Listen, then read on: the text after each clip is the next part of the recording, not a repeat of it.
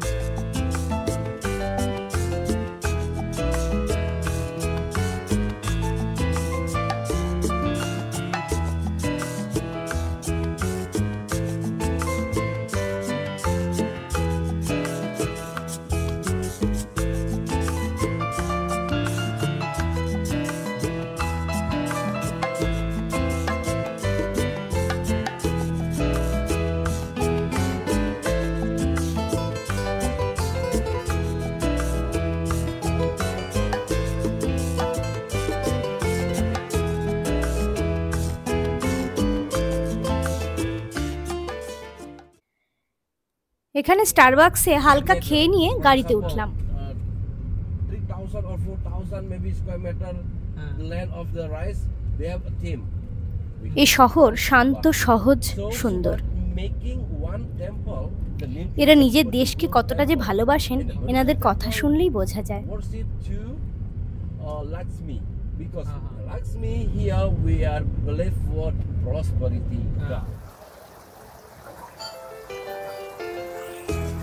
আমরা এয়ারপোর্ট থেকে হোটেলে যাওয়ার আগে ডাইরেক্ট একটা রেস্টুরেন্টে খেতে এসেছি।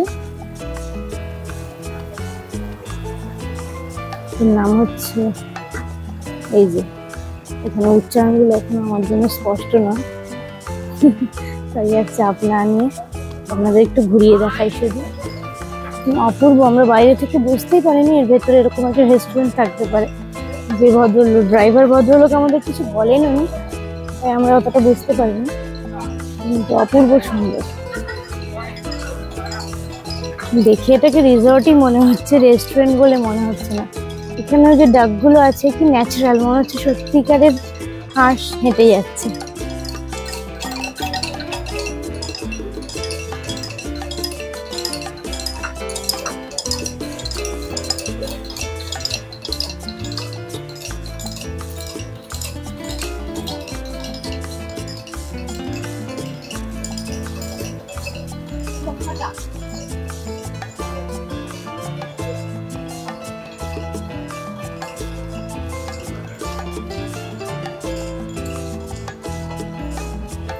সবচেয়ে মজার জিনিস হচ্ছে এটা, যেখানে আমরা খেতে বসেছি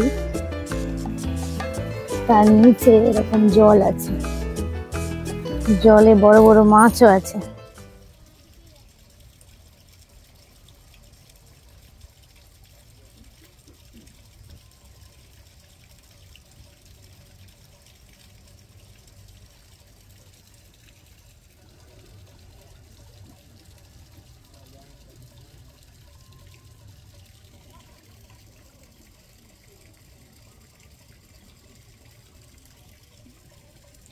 খাবার এসে গেছে, এক ঝলক যদি খাবারগুলো দেখেন।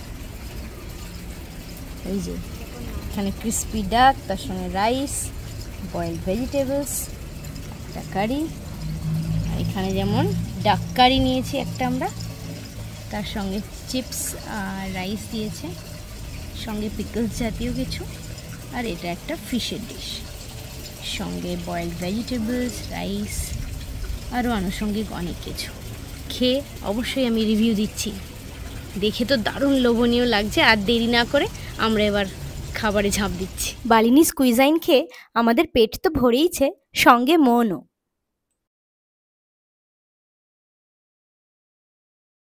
পৌঁছে গেছি আমাদের রিসর্ট ভিসেসা।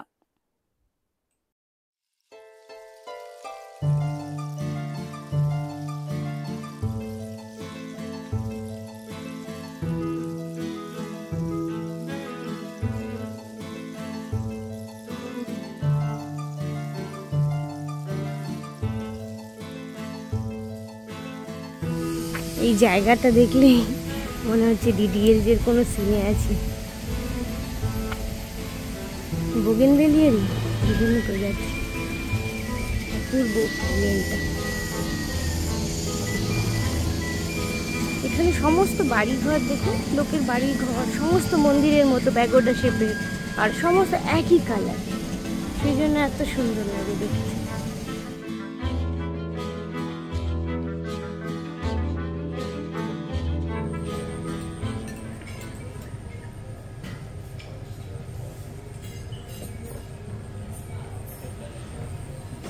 ব্রেকফাস্ট করতে করতে এদের দেখতে পেতেই ক্যামেরা নিয়ে ছুটে এসেছি।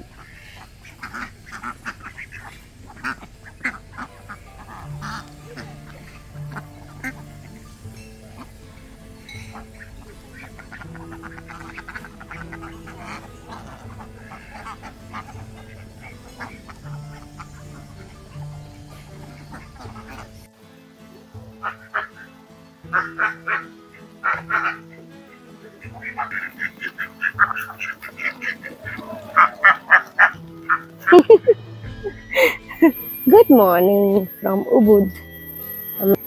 ভাবলাম একটু ঘুরতে ঘুরতেই যাই চারদিক। এদিকটা এদের প্যাডি ফিল্ড গুলো দেখা যাচ্ছে, এটা এদের নিজস্ব প্যাডি ফিল্ড। এখানে একটা খুব সুন্দর বসার জায়গা আছে ছবি টবি তোলার জন্য। এইদিকে রুম গুলো, এটা জিম, এদের সবই ন্যাচারাল ইকো রিসর্ট টাইপের কনসেপ্ট।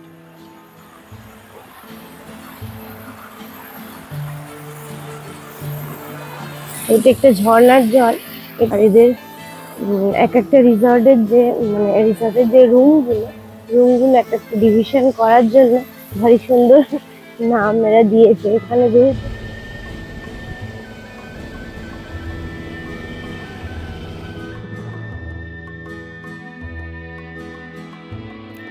এখানে এইচ অ্যালফাবেটের ব্যবহার দেখিনি, যেমন ভীমা না লিখে এরা লিখেছে বিমা, বা বিশেষা না লিখেছে ভিসেসা।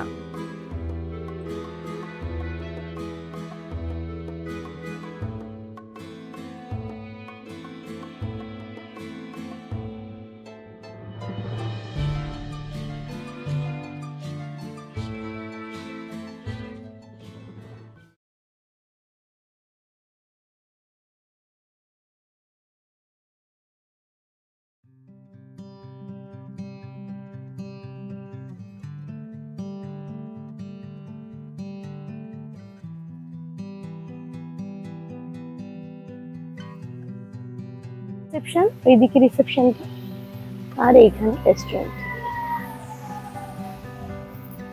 হ্যাঁ, তো যেটা বলছিলাম, এখানে গাছপালাগুলো একটা অন্য মাত্রায় যেন কালারফুল, খুব ভালো লেগেছে। গ্রোথও খুব বেশি গাছপালার এবং খুব কালারফুল। প্রজাপতিও দেখা যাচ্ছে একটা।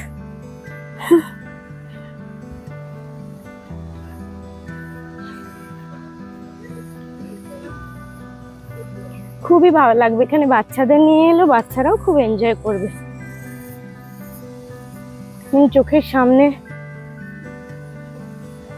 গৃহপালিত পশু বা একদম পদ্ম ফুল ফুটে আছে, এরকম তো সত্যি আমাদের পশ্চিমবঙ্গের গ্রাম বাংলায় বাচ্চাদের না নিয়ে গেলে আমরা দেখতে পাই না, বা দেখাতেও পারি না ওদের। আমরা যারা একটু কলকাতার বাইরে থাকি, আমাদের জন্য তো আরোই অসুবিধা হয়। বাচ্চারা এগুলো ফিলই করতে পারে না। এরকম মনে আছে, আমার এক বোনের ছেলে ছিল, ওকে একবার জিজ্ঞেস করেছিলাম যে বলতো মাছ কোথায় থাকে, তো সে উত্তর দিয়েছিল ঝোলে থাকে। তো সে কলকাতায় আজ মানে ছোট থেকে কলকাতায় মানুষ হয়েছে, তাই 10-12 বছরেও তার এরকম উত্তর শুনে খুব হাসি পেয়েছিল। কিন্তু পরে ফিল করেছিলাম যে হ্যাঁ, সে তো কোনোদিন দেখেইনি যে মাছ পুকুরে থাকে। পড়েছে হয়তো, হয়তো বইয়ে পড়া আর চোখে দেখার মধ্যে তো একটা তফাৎ থেকেই যায়, সেই আর কি। তো এইখানে বাচ্চাদের নিয়ে এলে বাচ্চারা খুব সুন্দর চাষবাস হচ্ছে চোখের সামনে দেখতে পাবে, বা এই যে বিভিন্ন পশু পাখিকে খাওয়ানো বা তাদের জন্য ফিল করা, তাদের যে গায়ে হাত বোলাচ্ছে, এগুলো থেকেও নেচারের সঙ্গে তারা নিজেদের অনেকটা রিলেট করতে পারবে।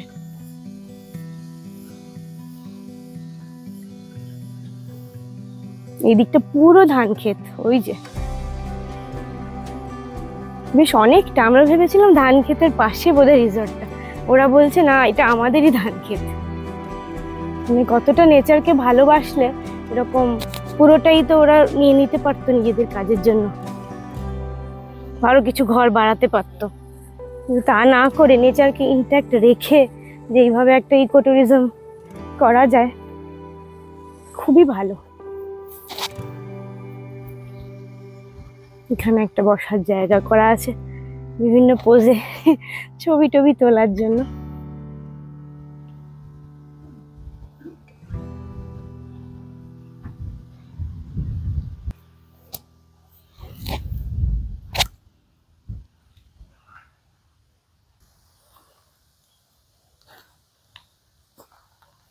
ওই জায়গাটায় মাঝখানে ঘরের মতো, ওটাতে যোগা হয় সকালবেলা, বিভিন্ন প্রোগ্রাম আছে এদের হিলিং এর ওপর, যোগার ওপর। মোটের ওপর খুবই সুন্দর রিসর্ট, বালি এলে এটা অবশ্যই ট্রাই করতে পারেন। এটা উবুদে, খুবই সুন্দর। বাগি কারগুলো এখানে আছে, ভিতরে হয়তো বৃষ্টি পড়ছে বা এমনিও বললেই ওরা পৌঁছে দিচ্ছে সঙ্গে সঙ্গে, বা মালপত্র নিয়ে যাওয়ার সময়ও খুব কাজে লাগে।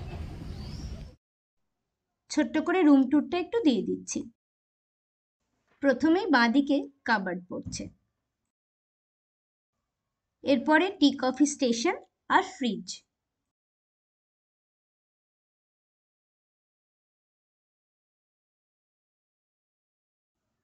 তারপরে আছে একটা রাইটিং টেবিল আর তার সঙ্গে এই সুন্দর আয়নাটা, আর আছে টেলিভিশন আর একটা বসার জায়গা, সঙ্গে অটোম্যান দেওয়া আছে। এরপরে ব্যালকনিটা পড়ছে, এদিকে আছে কিং সাইজ বেড,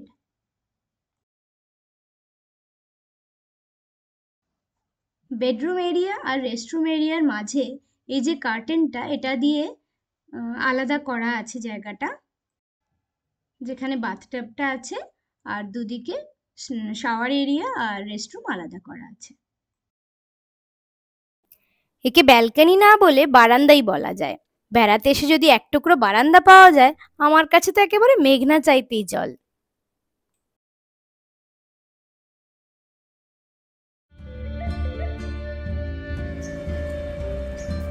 এই ছাদটা আমায় কাল থেকেই টানছিল, আজকে উঠে এসেছি জায়গা খুঁজে, লিফট আছে, কালকে লক্ষ্য করিনি।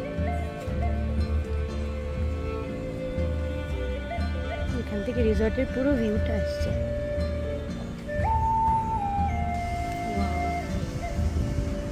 ঝাড় লণ্ঠনটা ডাবের খোলস দিয়ে বানানো, বা নারকেলের মালা, বড় বড় আর কি, ছোট বড়,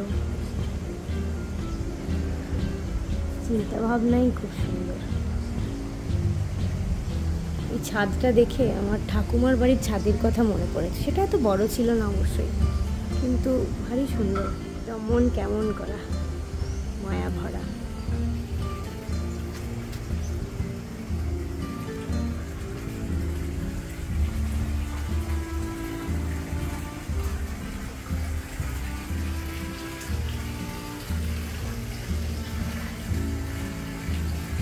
এই রুমগুলোর সঙ্গে ইনফিনিটি পুল আছে। আহা, এরকম ভিউয়ের সঙ্গে পুলের,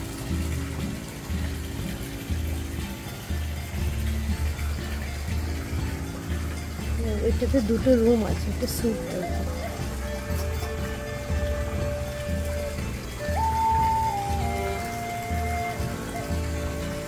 সিটিং এরিয়া আছে, পিকআপ স্টেশনটা বাইরে।